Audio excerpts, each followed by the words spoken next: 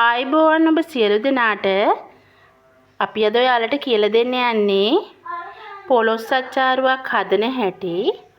මම මේ ඔයාලට පෙන්නන්නේ මේ සඳහා අවශ්‍ය ද්‍රව්‍ය. පළමුව පොලොස් අච්චාරුවට සුදුසු පොලොස් කැටයක් අරගෙන මෙන්න මේ වගේ කැබලි වලට කපලා කහාත ගාලා කඩ උනේ තම්බලා ගන්නවා. මෙන්න අම්මිරිස් ග්‍රෑම් 250ක් මෙන්න මේ ආකාරයට කොටසක් වෙන් කරගෙන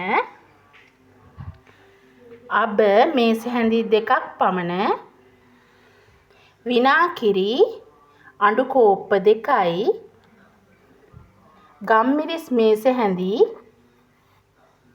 දෙකක් පමණ කුරුඳු පොතු එන්සාල් ඇට අවශ්‍ය ප්‍රමාණයට කුඩාවට කඩාගත් කරාබු නැටි දෙකක් පමණ කුරුඳු පොතු කැබැල්ලයි ලුණු අවශ්‍ය ප්‍රමාණයට සුදු ලුණු ග්‍රෑම් 100යි රතු ලුණු ග්‍රෑම් 250යි මේ අපි ඔයාලට ඉස්සෙල්ලා කිව්වා වගේ අවශ්‍ය කොස් කැට ටික අපි දැන් ඔයාලට කියන්න යන්නේ මේක හදන හැටි.